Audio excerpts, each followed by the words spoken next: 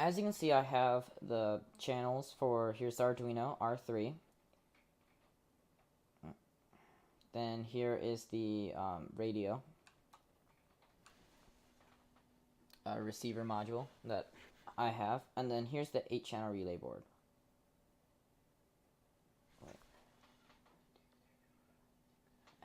There's only 7 on there because the picture got cut off. But it's the same for both, either way. So there's pins on this top row. So there's 1 through 8. And then there's a ground and a VCC. So you're going to want to connect pin 1 to pin 1 of here. Let me change my DPI real quick. And then let me change my color too. Then pin 2 to pin 2 on the board. Now the top pin and the bottom pin, that's ground up here in VCC. And you're not going to be using those because you're going to be using the octocoupler isolation, which would be up here. And there should be a jumper, little jumper plastic thing that you pull off. And there should be a ground and a VCC, which should be, the ground should be on the left and the VCC should be on the right. The middle pin out of the 3. And then let me change my color. Pin 3 would go into the 3rd spot. Pin 4 go on to the 4th pin. Pin 5 would go to the 5th pin. Pin 6 would go to the 6th pin. And we have pin 7, which would go to the 7th pin. And finally pin 8, which would go to the 8th pin.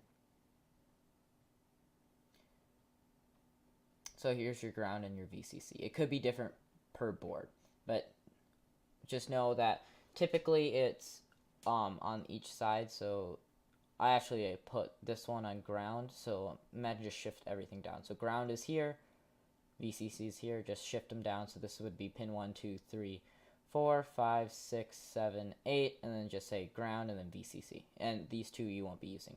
And depending upon which board you buy, depends where it is. Sometimes they're both next to each other, sometimes there's one up here, one down here. It just matters. And you're not going to be using those because you're going to be using the octocoupler isolation, which would be right here, these jumpers here. So there's that all wired up. Now we're going to have to wire this up. Now this pin right here, this is ground, and that will go directly to your ground pin, which is over on this side, and there's your ground pin right there. And then your 5-volt will plug directly into 5 volts, which there's only one 5-volt pin on your Arduino, which would be right there.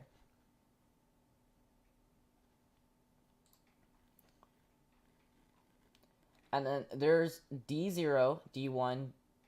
So for this, there's D0, 1, 2, and 3. And there's also another pin, which is called YT, which we'll be using as well, which I'll explain in a bit. So D0, just imagine 0, 1, 2, 3. So if you want to think of it, 1, 2, 3, 4, just shift everything down 1. And that's just this type of board that I'm using. So this pin will go all the way to pin, pin 9. So D0 to pin 9, which is this pin right here, a little bit off. And then pin 1 will go to this pin right here, which is pin 10. And then pin 2 will go to 11, which is right here. Pin 13, D3 will go to pin 12 on your Arduino. And lastly, the YT pin, which will go to digital pin 13 right there. Now it's a little messy, but you guys can always repeat the video if you're following along, trying to build this. Now the YT pin, what that basically does is that when you click a button on your remote, it gets received by the board, and then it goes and corresponds, turns on a pin. Typically it's 0, which is off, and 1, which would be the 5-volt represented as a 1. Now, what the YT pin is basically, if any button's pressed, it'll be on. It'll turn on. So let's say you click the up button on your remote, which let's say you wire it to D0, which would be plugged into pin 9. That'll be turned on, so 5 volts would be going through it, but also the YT pin would also be on with the 5 volts. So that's for that wiring. Now for the optocoupler isolation.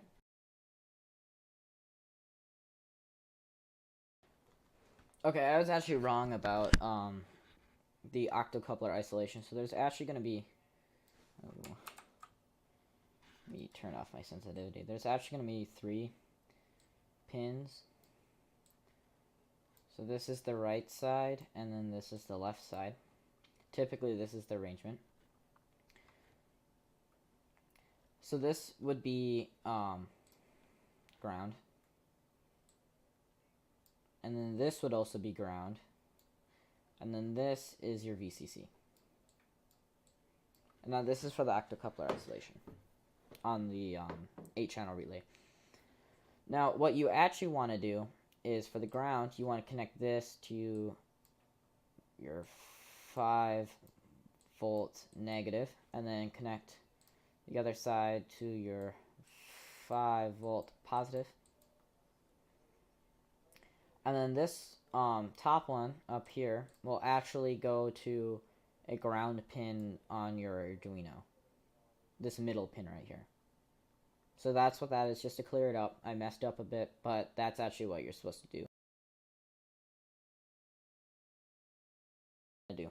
Now, for octocoupler isolation, if you don't know what that is, so I'll have to explain how a relay works. So a relay works with a thin piece of metal that goes through, and there is a normally on, and a normally open, and a normally closed. Now the normally closed, as you can see from this wire right here, if I highlight it, there it is. So this pin right here would be the normally closed, which is kind of funny because NC, you would think the NO, normally open, well, no, so you can think of it that way, so that it's not normally connected. So that means this pin right here is normally the one that's connected when the coil here is not energized. Now, when the coil is energized through these data pins and uses the octocoupler, and it turns on, it gets magnetized, and it flicks this to go to the normally closed pin. So I'll select red, and it flips. So that's when this is on, this coil here, and it flips. So and this pin turns off, and this one turns on. And when you turn it off and it flips back, the coil is still energized, and what will happen is that the electricity that was in it will go back and through the pins, and since this is 5 volts, well, no, the power from here, let's say what you're powering, so a relay is designed to turn on anything that requires higher voltage. So let's say we have the 9 volts, it'll go through, backfire through the coil, and 9 volts will go to your Arduino and fry your Arduino. You don't want that to happen. So that's why we want to use the octocoupler isolation. Now, another thing that you need to know with when you're coding with octocoupler isolation, which this is something that messed me up when I was first designing the code for this, is that your pins are basically flipped. So that basically means when you say when pin is high, or set this pin to high, it'll actually turn it off instead of turning these on with the octocoupler isolation enabled. That's just something to think about when you're programming. That took me a while and some research, because I didn't know that right away. Now we got the Arduino all set up, and we got the receiver board and the relay board all hooked up to the Arduino. Now it's time to hook it up itself. So we need to wire this 8-channel relay. Now we're gonna have some batteries, so I'll get the 2 batteries over here. So these 2 are our 9 volts. So that's a P. 9 volt. There we are. 9 volt batteries. Now these 2 are going to be our positive and negative leads. So let's do the positive. So positive will run through the middle. And the middle pin is just the power, what will either go to this pin or this pin, depending upon if the coil is energized. And the negative, which will be represented as blue, will go to the 2nd channel for this one, into the middle one there. And then the top one, 9 volt, will go to 8, which actually they cut off one of the relays. So I'll just represent it through a 3 dots right here.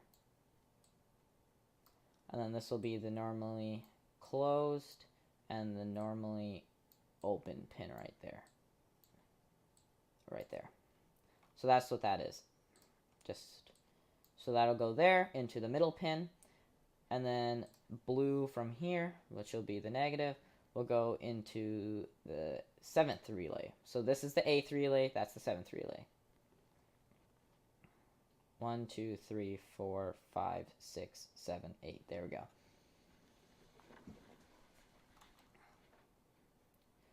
So the normally open pin is the pin that's generally off. And the normally closed pin, which will be this one right here, is the normally closed. So that means that this one's typically the one that's on. And that for the first 2 and the 8 and 7, we want to use the normally open pin. So I'll represent that through gray. Actually, yeah, through the red, depending upon which color, which power it is. So the normally open, so that's the pin that's generally not powered when the relay's on. So this one, so relay 8, normally open pin, will go to relay 6, center pin. So right there. And then for the blue, so this side right here, this side is the normally closed pin, and this side is the normally open pin. So we were going to want to connect that, and that'll go to pin relay 5, and that'll go to the center. Now we're going to do the same with these ones. So that one's the normally closed, this one's the normally open. So we're going to have the red, and that's going to connect to the middle. And then we're going to have the on relay 3. And then this one, the normally open pin, will connect to the center pin on relay 4. So now we have basically our 2 sides. So these 4 relays, let's say the first 4 relays will be the left side of our car. So I'll go draw our car. So let's say this is our car. C-A-R, car. So that's our car. And so the first 4 relays will do the left side, and the last 4 relays will be on the right side. So for my car design that I have, it uses a tank design. So since instead of having like a ball in the center or having the turn shaft or whatever it's called, to turn the front wheels, it just has motors for each wheel. So that we're going to have to, basically whenever you want to turn, you're going to have to make one wheel go backwards and one wheel go forward to turn the vehicle. And that's why I can do the 360 pivot without going anywhere. It can just stay in one spot like a tank could. Now, we'll have 4 motors, and I used a mini breadboard because it just makes it so much easier. So you'll need 4 little spots on the breadboard. So here's 1, 2, 3, 4 little spots on the breadboard. Now, the cool part about this is that now you only have to pay attention to the middle 2 relays right here. The middle 4. Because these ones just pay attention if the wheels are going to be on, or if it's even going to be on and doing anything. So, for the normally open pin, the normally closed pin, we're going to have that connected to each side of the motor. So when that's closed, so it's normally closed, so that's the power going through it, we want this side to go to both motors. And we got positive and negative. So we'll connect the positive and the negative to both sides of the motor. So let's get the red. So the normally closed pin is right here. And we'll connect that to there. And the blue one to there. So with a breadboard, everything in this little section will be connected to that. Now we'll have motors for each side. So we'll have 2 motors here, M for motor, and 2 for this side. Just imagine this is our left, and these ones up here are our right motor.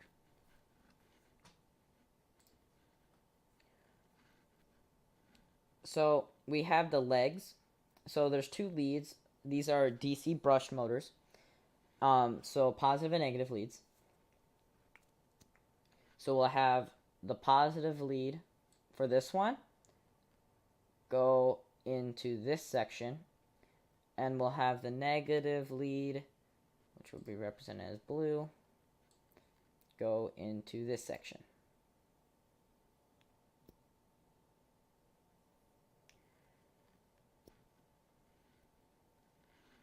Now,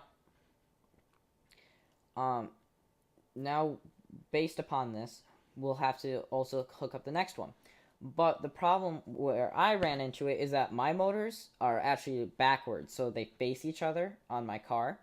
So I actually have to invert it for the left side and the right side. So the positive for this one will go into this section, and the negative would go into the first section. Now, you might not get this at first. It can be a bit confusing. But now what we have to do is, since we hooked up the normally closed pin of the positive to the first one, now we have to hook up the normally open pin to the second one, the second section, which will be the second section. And do the same with this one, the normally open pin will go into the first section. So that's basically depending upon if relay 3 and 4 are either closed or open. So either which pin, it'll move the motors one way or the other. So either forward or backwards. So that's the first section done. So that's the left and right. And you would do the same with the right channel motors. Just make sure you wire them in coordination. So if you hooked, just make sure you put the same pins so you don't invert it. So then if you're trying to go forward, the wheels go the same direction instead of one going forward, one going backwards. You could do that. But that's basically what you have to do. And that's all the wiring that you have to do for this. I know it can be confusing, but you can stop and pause the video, rewind it as much as you have to. But we're going to go on to the code of the video now.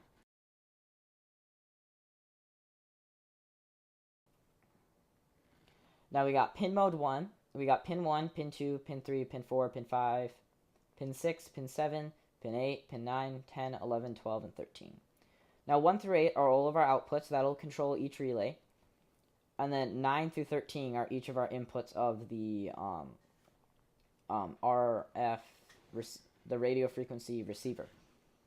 So this would be corresponding either, I program pin 9 to be forward, pin 10 to be backwards, pin 11 to be right, and pin 12 to be left. And for pin 13, that is the pin that's either on, that will be on if any of the buttons are pressed, and that'll be our pin to say if all the motors will be on, will be if none of the pins, because what happens is if you press a button, it'll just continuously go, even if you stop pressing it, until you click a different one. So what this does is basically a check to say, hey, if no buttons are pressed, it'll be low, and then it'll turn all the motors, or all of the relays high, which, it'll turn all of them high, which will turn all of them off. Because with the octocoupler isolation, high means off and low means on. So as you can see, if pinMode, this is if digital write, so that is an if statement. So that is if this happens, then do that. So if digital read 9 equals high, so that is if the button that corresponds with pin 9 is on, it'll turn these low. So pin 1 and 2 low, which basically turns on the relay, which turns on the power. 3, 4, 5, 6 will be high, which turns them off. And 7 and 8 would also be low.